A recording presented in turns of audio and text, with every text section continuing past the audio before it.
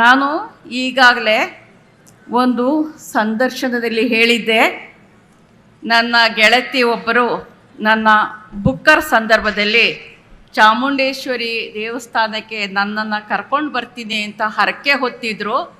ನನ್ನ ಆಪ್ತ ಗೆಳತಿ ಯಾಕೆ, ನನಗೆ ಹೋಗಲಿಕ್ಕೆ ಸಾಧ್ಯ ಆಗಲಿಲ್ಲ ಕಾರಣಾಂತರಗಳಿಂದ. ಆದರೆ ಈ ಒಂದು ವಿಶಿಷ್ಟ ಸನ್ನಿವೇಶದಲ್ಲಿ ನನ್ನನ್ನು ಕರ್ನಾಟಕದ ಸರ್ಕಾರದ ಮೂಲಕ ಆಹ್ವಾನ ಮಾಡಿ ತಾಯಿ ಚಾಮುಂಡಿ ಕರೆಸ್ಕೊಳ್ತಾ ಇದ್ದಾಳೆ ಅಂತ ಹೇಳಿದೆ.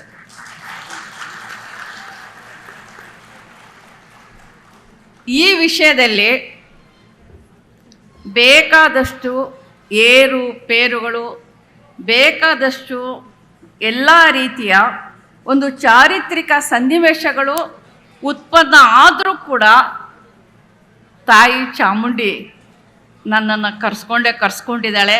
ನಾನು ಈಗ ತಾನೇ ಆಕೆಯ ಸನ್ನಿಧಿಯಿಂದ ನಿಮ್ಮೆಲ್ಲರ ಎದುರಿಗೆ ಬಂದು ನಿಂತಿದ್ದೀನಿ. ಸ್ನೇಹಿತರೆ, ಮೈಸೂರು ದಸರಾದ ಈ ಅತಿ ಮಹತ್ವದ ಪವಿತ್ರ ಕ್ಷಣದಲ್ಲಿ ಚಾಮುಂಡಿ ತಾಯಿಯ ಕೃಪೆಯ ನೆರಳಿನಲ್ಲಿ ಈ ವೇದಿಕೆಯಿಂದ ನಿಮ್ಮೆದುರು ನಿಲ್ಲುವ ಅವಕಾಶ ನನಗೆ ದೊರೆತಿರ್ತಕ್ಕಂಥದ್ದು ನನ್ನ ಜೀವನದ ಅತ್ಯಂತ ಗೌರವದ ಗಳಿಗೆ. ದಸರಾ ಅಂದರೆ ಇದು ಕೇವಲ ಹಬ್ಬ ಮಾತ್ರವಲ್ಲ, ಇದು ಈ ನಾಡಿನ ಒಂದು ನಾಡಿ ಮಿಡಿತ, ಸಂಸ್ಕೃತಿಯ ಉತ್ಸವ, ಎಲ್ಲರನ್ನೂ ಒಳಗೊಳ್ಳುವ ಗಳಿಗೆ ಮತ್ತು ಸಮನ್ವಯದ ಮೇಳ. ಈ ನೆಲದಲ್ಲಿ ಹುಟ್ಟಿದ ಪ್ರತಿಯೊಂದು ಜೀವಕ್ಕೂ ಈ ಮಣ್ಣಿನ ವಾರಿಸುದಾರಿಕೆ, ಸ್ಪಂದನೆ, ಜವಾಬ್ದಾರಿ ಮತ್ತು ನೆನಪುಗಳು ಇವೆ.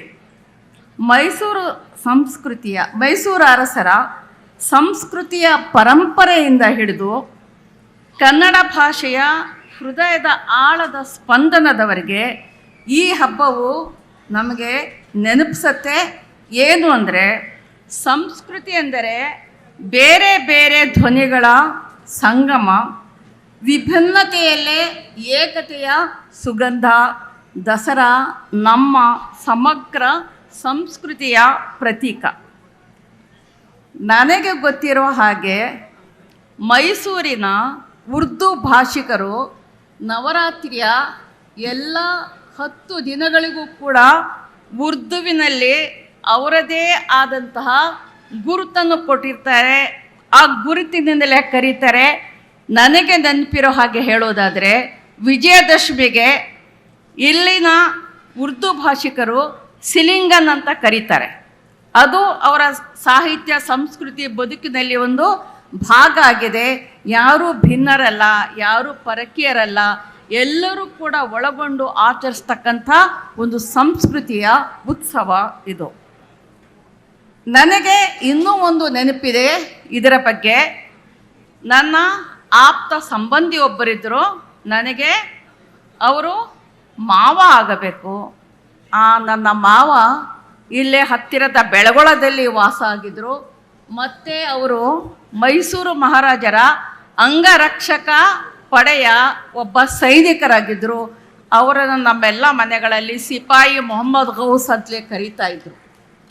ನನಗೆ ಈಗ ಹೆಮ್ಮೆ ಅನ್ನಿಸುವಂಥದ್ದು, ಮಹಾರಾಜರು ಅವರೊಬ್ಬರೇ ಅಲ್ಲ, ಆ ಥರದ ಅನೇಕ ಅಂಗರಕ್ಷಕರು ಮಹಾರಾಜರಿಗೆ ಇದ್ದರು. ನನಗೆ ಈಗ ಅನ್ನಿಸುವಂಥದ್ದು, ಮಹಾರಾಜರು ಜಯಚಾಮರಾಜೇಂದ್ರ ಒಡೆಯರ್ರವರು ಮುಸ್ಲಿಮರನ್ನು ನಂಬಿ, ಮುಸ್ಲಿಮರ ಬಗ್ಗೆ ಅನುಮಾನ ಪಡದೆ ತಮ್ಮ ಅಂಗರಕ್ಷಕ ಪಡೆಯ ಸದಸ್ಯರನ್ನಾಗಿ ಮಾಡಿಕೊಂಡು ಅವರ ಬಗ್ಗೆ ಭರವಸೆ ಇಟ್ಟಂತಹ ಪ್ರಸಂಗ ನನಗೆ ನಿಜವಾಗಿಯೂ ಬಹಳ ಹೆಮ್ಮೆ ತರುವಂಥದ್ದು, ಬಹಳ ಆಪ್ಯಾಯಮಾನವಾದದ್ದು ಅಂತ ನಾನು ನಿಮ್ಗೆ ಹೇಳಿಕೊಳ್ಳಿಕ್ಕೆ ಇಷ್ಟಪಡ್ತೀನಿ. ಸಂಸ್ಕೃತಿ ಅಂದರೆ ಹೃದಯಗಳನ್ನು ಒಟ್ಟುಗೂಡಿಸುವ ಸೇತುವೆ. ಅದು ದ್ವೇಷವನ್ನು ಬೆಳೆಸುವುದಲ್ಲ, ಪ್ರೀತಿಯನ್ನು ಹರಡುವುದೇ ಅದರ ಗುರಿ. ನನ್ನ ಧಾರ್ಮಿಕ ನಂಬಿಕೆಗಳು, ನನ್ನ ಜೀವನ ಪಾಠಗಳು ಯಾವಾಗಲೂ ಹೊಸ್ತಿಲ ಗಡಿಯಾಚೆ ದಾಟಿಲ್ಲ. ಅವು ಯಾವತ್ತೂ ಪ್ರಾಣಿಯನ್ನು ಮನುಷ್ಯನನ್ನು ನೋಯಿಸದ ಜೀವಪರ ಮಾನವೀಯ ದರ್ಶನವನ್ನು ಬೆಳೆಸಿವೆ. ಈ ನೆಲದ ಸಂಸ್ಕೃತಿ ನನಗೆ ಕಲಿಸಿದ ಪಾಠ ಅಂದರೆ ಎಲ್ಲರನ್ನು ಒಳಗೊಳ್ಳುವ ಮನಸ್ಸು, ಎಲ್ಲರ ಬದುಕನ್ನು ಗೌರವಿಸುವ ಹೃದಯ. ಇಂದು ಇಡೀ ಜಗತ್ತು ಯುದ್ಧದ ಹಾದಿಯಲ್ಲಿ ನಡೆಯುತ್ತಿರುವಾಗ, ಮನುಕುಲವು ದ್ವೇಷ ಮತ್ತು ರಕ್ತಪಾತದಲ್ಲಿ ಮುಳುಗುತ್ತಿರುವಾಗ, ಮೈಸೂರು ದಸರಾ ಘೋಷಣೆಯು ನಮ್ಮೆಲ್ಲರ ಕಿವಿಯಲ್ಲಿ ಪ್ರತಿಧ್ವನಿಸಲಿ. ಇದು ಶಾಂತಿಯ ಹಬ್ಬ, ಇದು ಸೌಹಾರ್ದದ ಮೇಳ, ಇದು ಸರ್ವ ಜನಾಂಗದ ಶಾಂತಿಯ ತೋಟ.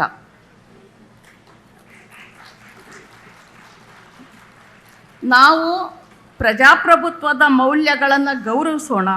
ನಾವು ಪರಸ್ಪರರ ನಂಬಿಕೆಗಳನ್ನು, ಸಂಸ್ಕೃತಿಗಳನ್ನು ಗೌರವಿಸುವುದರ ಮೂಲಕ ನಮ್ಮ ಬದುಕನ್ನು ಶ್ರೀಮಂತಗೊಳಿಸೋಣ. ಈ ನೆಲದ ಸುಗಂಧವು ಐಕ್ಯತೆ ಆಗಲಿ. ಈ ನೆಲದ ಹೂಗಳು ಸೌಹಾರ್ದದಿಂದ ಕೂಡಿವೆ. ಈ ನೆಲದ ಬಿಸಿಲು ಕೂಡ ಮಾನವೀಯ ಪ್ರೀತಿಯ ಪ್ರತೀಕವಾಗಿದೆ.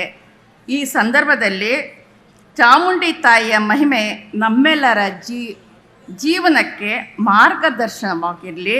ತಾಯಿ ಚಾಮುಂಡಿ ಶಕ್ತಿಯ, ಧೈರ್ಯದ, ಮಮತೆಯ ಹಾಗೂ ರಕ್ಷಕತ್ವದ ಸಂಕೇತ.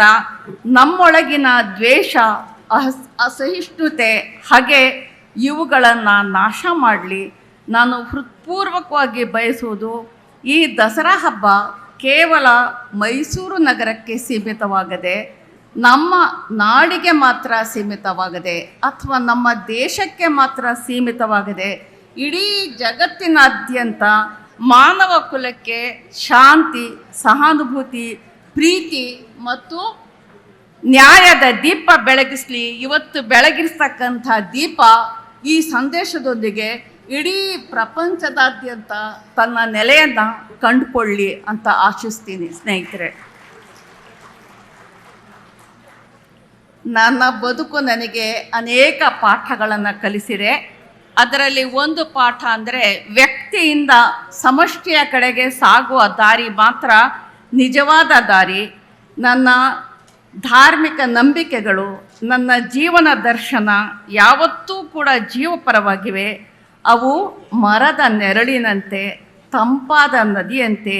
ಇಂದಿನ ಜಗತ್ತು ಯುದ್ಧದ ಜ್ವಾಲೆಯಲ್ಲಿ ಸುಡುತ್ತಿದೆ. ನಾವು ಅಸ್ತ್ರಗಳಿಂದ ಅಲ್ಲ, ಅಕ್ಷರಗಳಿಂದ ಬದುಕನ್ನು ಗೆಲ್ಲಬಹುದು. ಹಗೆಗಳಿಂದ ಅಲ್ಲ, ಪ್ರೀತಿಯಿಂದ ಬದುಕನ್ನು ಅರಳಿಸಬಹುದು. ಹಾಗೆ ಈ ನೆಲದ ಪರಂಪರೆ ನಮಗೆ ಹೇಳುತ್ತೆ, ಇದು ಸರ್ವ ಜನಾಂಗದ ಶಾಂತಿಯ ತೋಟ ಅಂತ ಹೇಳಿಬಿಟ್ಟು.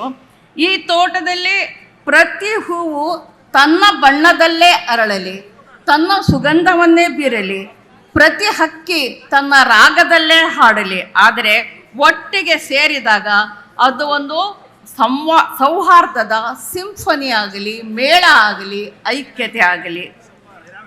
ಪ್ರಜಾಪ್ರಭುತ್ವ ಅನ್ನೋದು ಒಂದು ವ್ಯವಸ್ಥೆ ಅಲ್ಲ, ಅದು ಒಂದು ಮೌಲ್ಯ. ಅದು ಪ್ರತಿಯೊಬ್ಬರ ಧ್ವನಿಯನ್ನು ಗೌರವಿಸುವ ಮನೋಭಾವ.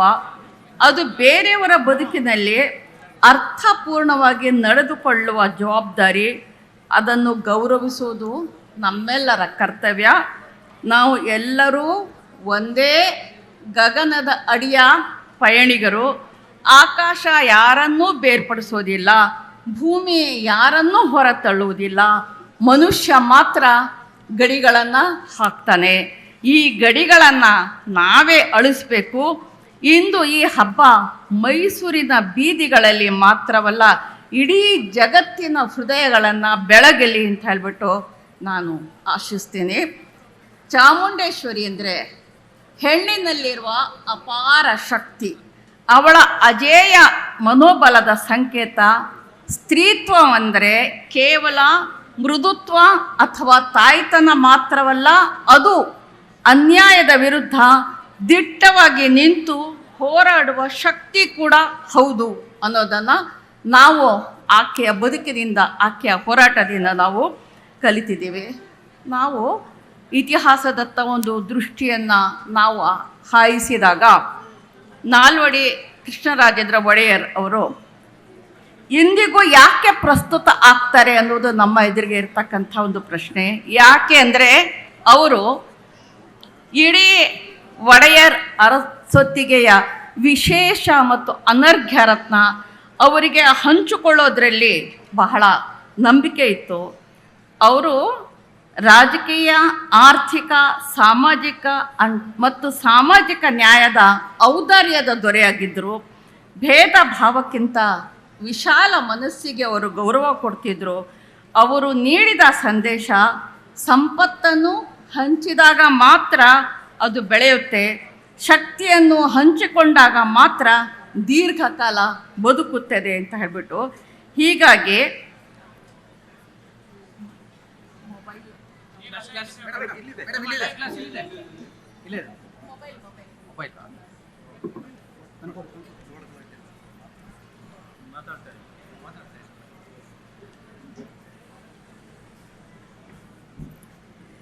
ಸ್ನೇಹಿತರೆ, ಇಷ್ಟು ಮಾತನ್ನು ಹೇಳಿ ನಾನು ಒಬ್ಬ ಸಾಹಿತಿ, ಒಬ್ಬ ಕವಯಿತ್ರಿ.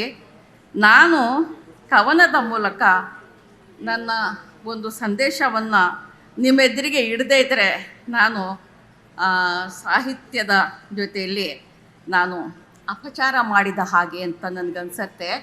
ನಾನು ನನ್ನ ಒಂದು ಕವನವನ್ನು ನಿಮ್ಮ ಎದುರಿಗೆ ಓದಲಿಕ್ಕೆ ನಿಮ್ಮ ಅನುಮತಿಯನ್ನು ಕೋರ್ತೀನಿ. ಇದು ಈಗ ಬರೆದಿದ್ದಲ್ಲ, ನಾನು ಸುಮಾರು 10 ವರ್ಷದ ಹಿಂದೆ ಬರೆದಿದ್ದು ಪ್ರಕಟ ಆಗಿದೆ. ಇದರ ಹೆಸರು ಬಾಗಿನ ಅಂತ. ಒಬ್ಬ ಮುಸ್ಲಿಂ ಹೆಣ್ಣುಮಗಳು ಬಾಗಿನವನ್ನು ಪಡ್ಕೊಂಡಾಗ ಅವಳ ಮನಸ್ಸಿನಲ್ಲಿ ಉತ್ಪನ್ನ ಆಗತಕ್ಕಂಥ ಭಾವನೆಗಳನ್ನ ನಿಮ್ಮ ಜೊತೆಗೆ ಹಂಚ್ಕೊಳ್ತಾ ಇದ್ದೀನಿ. ಮೊರ ಅಂದರೆ ಗೊತ್ತಲ್ಲ, ಅದು ಇಲ್ಲಿ ಅಲ್ಲಿ ಮತ್ತು ಎಲ್ಲೆಲ್ಲೂ. ಆ ದಿನ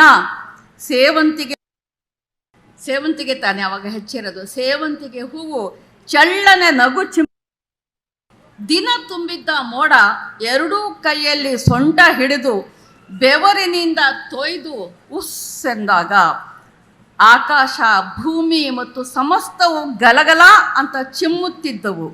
ಅಸೂಯೆಯಿಂದ ಸೂರ್ಯ ಕೆಂಪಾಗಿದ್ದ. ನನಗಿಲ್ಲದ ವಾತ್ಸ್ಯದಲ್ಲಿ ಇವಳು ಹೇಗೆ ಮಿನುಗುತ್ತಿದ್ದಾಳೆ ನೋಡಿ ಅಂತ. ಅದೇನೂ ಎಂದಿನ ದಿನವಾಗಿರಲಿಲ್ಲ. ಸಂಭ್ರಮಕ್ಕೆ ದೊಡ್ಡ ಮುಳ್ಳು ಚಿಕ್ಕ ಮುಳ್ಳು ಅಂಟಿ ಜೂಜಾಟವಾಡುತ್ತಿದ್ದವಲ್ಲ. ಅಚ್ಚ ಕೃಷಿಕ ಬಸವರಾಜಣ್ಣನ ಎಡಹೆಗಲಿನ ವಲ್ಲಿಯೊಡನೆ ಮಣ್ಣಿನ ಗುಣ ಹೀರಿದ್ದ ನಾನು ಭಾನುವಿನಿಂದ ಜಯ ಆಗಿದ್ದು ಹೀಗೆ. ಯಾವುದೇ ಗೋಡೆಗಳಿರಲಿಲ್ಲ ಬಿಡಿ, ಪ್ರೀತಿಯ ಒಳಹೊರತೆಗಳು ಜಿನುಗುವುದು ಹೀಗೆಯೇ ನೋಡಿ. ಸಾಬರ ಮಗಳು ಸಾಬರ ಸೊಸೆಗೆ ಜೀವ ತುಂಬಿದ ಹಸಿ ಮಣ್ಣಿನ ಬಾಗಿನ. ಜಯ ನಡೆಯವ ಹಬ್ಬಕ್ಕೆ ಅರಿಶಿನದ ಎಲೆ ಕಡುಬು. ಗಂಡನ ಮನೆಯ ಕಸೂತಿ ನೆರಿಗೆಗಳ ಸದಾ ಚಿಮ್ಮುತ್ತಿದ್ದರೂ ಎದೆಯಾಳದಲ್ಲಿ ಪಿಸುಗುಟ್ಟಿದ್ದು ಆ ಎಲೆ ಹಸಿರು ವಾತ್ಸಲ್ಯವ ನೇಯ್ದ ಸಾದಾ ಸೀರೆ. ಮಡಿಲಲ್ಲಿ ತುಂಬಿಸಿ ಕವುಚಿದ ಮೊರವ ಮರಳುವ ದಾರಿಯಲ್ಲಿ ನಿಂತು ಅರಳಿ ಮರವ ಕೇಳಿದ್ದೆ, ಹೇಗೆ ಕೊಂಡೊಯ್ಯಲಿ ಇದನ್ನು ನನ್ನ ಅತ್ತೆ ಮನೆಗೆ ಅರಿಶಿನ ಕುಂಕುಮದೊಡನೆ, ಹೇಗೆ ಬಿಡಿಸಲಿ ಬಾಂಧವ್ಯದ ಎಳೆಗಳ ರಂಗೋಲಿಯನ್ನು ಸಾಬರ ಮನೆ ಬಾಗಿಲಲ್ಲಿ. ಕೊಡಲೇ ಯಾರಿಗಾದರೂ ದಾರಿ ಹೋಕರಿಗೆ, ಕೊಡಬಹುದೇ ಅದನ್ನು ಯಾರಿಗಾದರೂ ಆ ಒಲವನ್ನು, ಆ ಬಲವನ್ನು, ಆ ಪಿತೃವಾತ್ಸಲ್ಯದ ಮಾತೃತ್ವವನ್ನು ನೆನೆಸಿಕೊಂಡಾಗ ಈಗಲೂ ಕಣ್ಣಂಚಿನಲ್ಲಿ ತೇವ. ಮೊರದ ತುಂಬ ಬದುಕಿನ ಹಸೆಯ ಬರೆದ ಬೇಸಿಗೆ ಹಕ್ಕಿಗೆ ವಿದಾಯ. ಬಸವರಾಜಣ್ಣ, ನೀವು ಕೊಟ್ಟ ಮೊರ ಹೇಳುತ್ತೆ, ಮಿಡಿಯುತ್ತೆ, ಸಹಸ್ರ ಆರೋಪಗಳ ಎದುರು ಒಂಟಿಯಾಗಿ ನಿಲ್ಲುತ್ತೆ. ಇದು ಈಗ ನನಗೆ ನೆನಪಿಗೆ ಬರುತ್ತೆ. ಸಹಸ್ರ ಆರೋಪಗಳ ಎದುರಿಗೆ ಬಸವರಾಜಣ್ಣನ ಪ್ರೀತಿ ವಾತ್ಸಲ್ಯ ನನಗೆ ಜೊತೆಯಾಗಿ ಒಂಟಿಯಾಗಿ ನಿಲ್ಲುತ್ತೆ. ದ್ವೇಷದ ಎಲ್ಲ ಭಾಷೆಗಳನ್ನು ಕವುಚಿ ಹಾಕುತ್ತೆ. ಮುಂಜಾವಿನ ಹೊಂಬೆಳಕಿನೊಂದಿಗೆ ಪ್ರೀತಿಯ ನಿರ್ಮಲ ಅಲೆಗಳು ಮೊರದ ತುಂಬ ತೂರುತ್ತಿರುತ್ತವೆ. ನನ್ನ ಕೆಲವು ಮಾತುಗಳನ್ನು ಮತ್ತು ನನ್ನ ಒಂದು ಕವನವನ್ನು ಕೂಡ ಸಹೃದಯತೆಯಿಂದ ಕೇಳಿದ ನಿಮ್ಮೆಲ್ಲರಿಗೂ ಕೂಡ ನನ್ನ ನಮನಗಳು. ನಮಗೆ ನಮ್ಮ ಸಂಸ್ಕೃತಿ ನಮ್ಮ ಬೇರು, ಸೌಹಾರ್ದ ನಮ್ಮ ಶಕ್ತಿ, ಆರ್ಥಿಕತೆಯೇ ನಮ್ಮ ರೆಕ್ಕೆ. ವಿಶ್ವಕ್ಕೆ ಶೈಕ್ಷಣಿಕವಾಗಿ, ಆರ್ಥಿಕವಾಗಿ, ಔದ್ಯೋಗಿಕವಾಗಿ ಭಾರತದ ನೆಲೆಯಲ್ಲಿ ನಮ್ಮ ಯುವಶಕ್ತಿಯೊಂದಿಗೆ ಸೇರಿ ಮಾನವೀಯ ಮೌಲ್ಯಗಳ ಪ್ರೀತಿಯ ಹೊಸ ಸಮಾಜವನ್ನು ಕಟ್ಟೋಣ. ಅದರಲ್ಲಿ ಎಲ್ಲರಿಗೂ ಸಮಪಾಲು ಸಮಬಾಳು ಇರಲಿ. ನಮ್ಮ ಬಾಬಾ ಸಾಹೇಬ್ ಅಂಬೇಡ್ಕರ್ರವರ ಸಂವಿಧಾನದ ಒಂದು ಚಿಗುರು ನಮ್ಮ ಎದೆಯಲ್ಲಿ ಚಿಗುರು ಒಡೆಯಲ್ಲಿ ಅನ್ನತಕ್ಕಂಥ ಮಾತನ್ನು ಹೇಳ್ತಾ